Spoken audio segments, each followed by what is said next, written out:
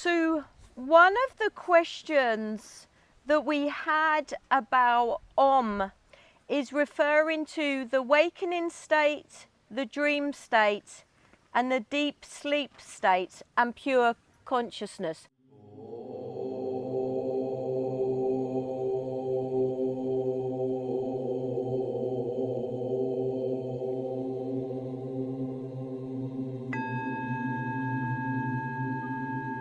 Can you see on your notes the picture of Om? You don't have to get them out if you haven't got them with you. What it's referring to, do you understand, any idea what it means when you're deep sleeping or conscious? Do you understand what it means? Yeah. So it's not referring to you in bed, asleep. It's referring to you what they call a vow of Maya. So this vow comes over you like a horse when it's blinkered, yeah?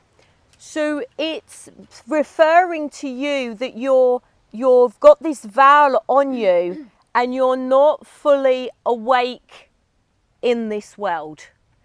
You get up, you go to work, you earn your money, you come home, you go to bed. You get up, you go to work, it's almost that you don't realise that you're connected to everything, that you're more than your body and mind. So you're not realising that you're part of this vibration, that you're disconnected to this cosmic consciousness. And when the vow starts to lift up, you realise that you're more than this physical body. Yeah? Everything you're looking for is already inside you. You've just forgot. Yeah? So that's, as far as I'm aware, it's referring to. Question? Because it's the way that it's pronounced as Om, but the vibrations is A-U-M. So it's the vibrations inside you that make the sound Om. Yeah? So it's A-A-M. And then when you put all that together, it sounds like Om. Yeah? But it's the vibrations that's coming through you.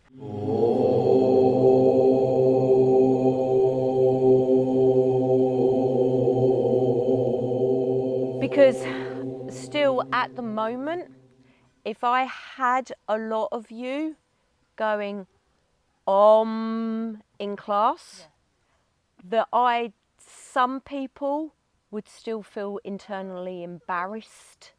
They'd still feel awkward. So even if you're doing it silently inside you, you're still getting your mind to have one point of focus, rather than going, there's a bit of grass on my mat, or what's the person doing next to me, or, you know. So you're still trying to focus the mind by breathing in Om and breathing out Om. So this is when I said at the beginning that there's so many aspects to that Om. Yeah? There's so many points to it. So you can use it as a mantra to step over one's mind. So you can use it as a point of focus. You can say it out loud, so it's a vibration. And you can say it internally as well. So there's so many parts of it. You know, you can use it as just an eraser. We're going to do Om in a minute to bring your mind to one point of focus. Because you can get so distracted around the room.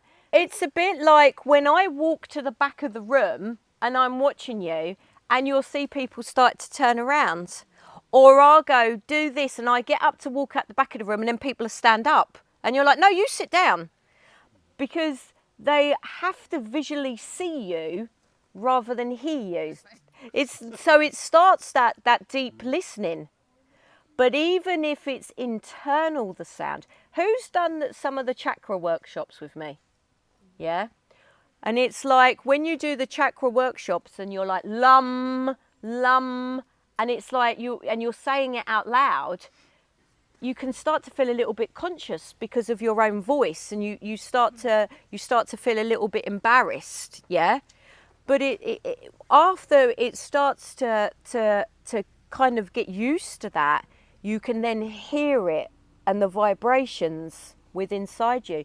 But even internally, it's deep listening. It's like when I say listen to your breath. It's the deep listening. So Om is the beginning, the middle, and the end of everything. It's the past, the present, the future, and the beyond. Everything is shaped by Om. You know? So it's so many ways, as I said, to look to Om as nature, to look to Om as time, to look to Om as everything. It's absolutely. I'm realising that everything has a beginning, a middle and an end. Does anybody do mantra at home? Does anybody breathe in, let, breathe out, go? Yeah. All the time?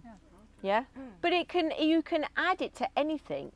But it's what you've been doing for months in class, you know. I say Om at the beginning of class, I say Om at the end of the class or whatever, and you're like, you don't even know why you're doing it. But it's that eraser. You walk in, you're frustrated, you come into class, and then you sit down and we start to Om, and it's like the rubber.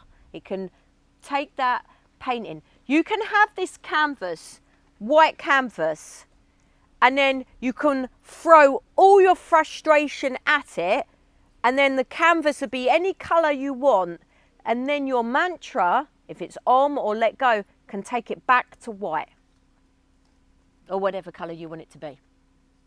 But it don't happen straight away. It's practice, practice, practice, practice. Doesn't mean you wake up one morning and you go, I'm going to forgive so-and-so. I forgive you. Oh, it's gone. It's every single day. Otherwise, what colour's your canvas? What colour or what vibration do you want your energy to be when you walk in a room? Right. Homework. Get your pen and paper out. Over the next 4 weeks, I want you to start to deep listen when you're out in nature.